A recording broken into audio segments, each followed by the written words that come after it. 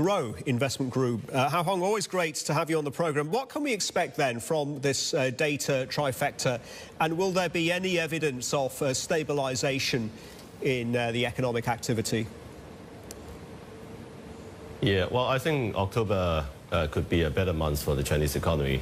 Reason being, there was a very strong stock rally. So when I was traveling in mainland, I can sense, the jubilation amongst the crowd, and also, consumption numbers could be substantially higher as well, because of the wealth effect from the stock market rally.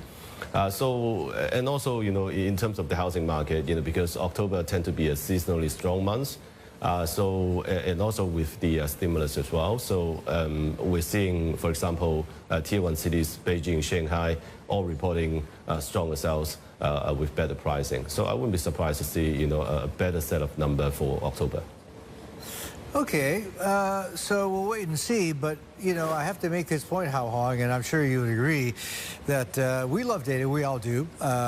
Many central banks are data dependent, et cetera. But this is history. These are rear view mirror numbers, right? I think looking ahead, the thing that everybody is actually really wanting to know is, look, U.S. tariffs with Trump, how high? In excess of 60%, or what are you talking about? How are you thinking about this right now, and what China's response might be in terms of fiscal stimulus? Yeah, well, I think, with all the appointments in recent days in the Trump's team, one should be too surprised that, we should be prepared for the worst case scenario. Even though a tariff wouldn't be 60% on day one, but I'm pretty sure that, there's a path towards, a substantially higher tariff on Chinese goods. But, if you look at the experience from 2018, most people would think that, well, because of the tariff, the U.S. Import price would go up, et cetera, et cetera. But, what happened back in 2018 was that, the Chinese exporters depreciate the yuan substantially and also lower the export price to maintain the exports to the U.S., because it's a huge important market for Chinese goods. So I think as a result, initially in 2018, at least for the first 8 months of the year, we're seeing U.S. import prices actually coming down, but then there's also a very substantial depreciation pressure on the Chinese yuan to offset the tariff impact. But I think, this time around, because one should be expecting tariffs would be substantially higher, then I think, the pressure on the Chinese currency and also, on the Chinese goods would be even more substantial than last time. Oh dear, yeah, we've already crossed 722. This is what spot is at right now. We've heard calls as aggressive as 8, maybe 8.5 on dollar China. But what I really want to know is, I think we agree that tariffs, when they do hit, they're going to be incremental or gradual. They're going to be drip fed. They're not just going to go up to 60% on day one. I get that, all right? And maybe that's a good thing. But Chinese companies, though, publicly listed ones, how are they going to be able to adapt? I know, let's say, Chinese EVs, right? Even with tariffs going into Europe, right? They're still able to make money because nobody can make EVs as cheap as the Chinese giants. But with the U.S., if you're talking about tariffs of 60%, eventually, I mean, how much buffer, how much margin can these Chinese companies afford to lose, and how are they going to offset or adapt to that? Yeah, I think the U.S. is very determined to put a lid on the Chinese EVs. I think it's already taxing 50 to 100%. I'm not entirely sure of the specific numbers, but I think it's very, very high, 50 to 100% on the Chinese EVs. So these days, when you're traveling in, for example, in the U.S., you don't see that many Chinese EVs because, the import price is just way too high for them. But I think, when you're traveling in Southeast Asia, for example, you're seeing cheaper Chinese EV models, being driven around. So I think, China is, trying to explore markets other than the U.S. and Europe. And I think because the Chinese cars are cheap enough, and even for the lower up-and-coming Asian populations, they would be able to afford it as well. So as a result, you're seeing in countries in Southeast Asia, the Chinese EVs are actually quite popular. Yeah, Hong, it's interesting that Xi Jinping in APEC in Peru is trying to diversify the export destinations as well as a precautionary principle. So that's noteworthy.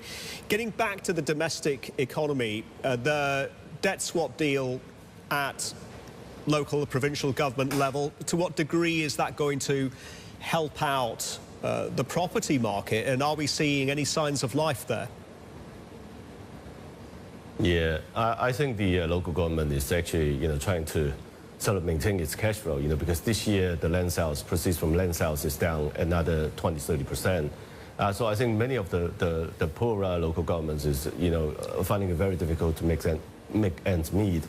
So as a result, some of the governments actually, local governments actually finding it hard to pay salaries to public servants, for example, and also have to resort to other means such as fines and penalties to get extra incomes.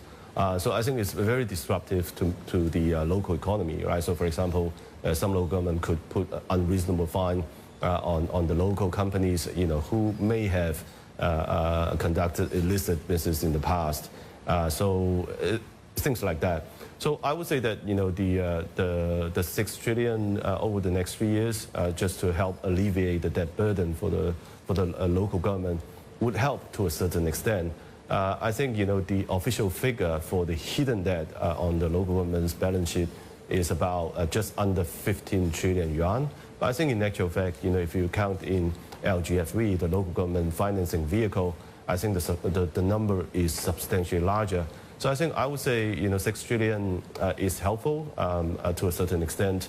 I think it's probably going to help local government pay the salary. But I think in terms of resolving the situation, the local government debt situation and also the property market situation is far from being over. All right, so takeaway from what you're saying is not enough, more help is needed. Understood. Hong Hao, very quickly before you go, there was a time when EM high yield, in terms of weighting, was dominated by Chinese high yield, right, including for property developers. Obviously, that's not the case now. It hasn't been for some time. But we've been hearing increasingly from a number of guests the last few weeks that Chinese property developer high yield bonds, offshore, dollar paper, not onshore, is looking increasingly attractive to them. Is it to you? It really depends what they do next in 2025. I think if they can, issue special purpose bonds, for example, and then use these proceeds to buy up land reserve and also the inventories that is outstanding on the market, that's going to help big time. I think there are at least 400 million square meters unsold inventory standing in the market.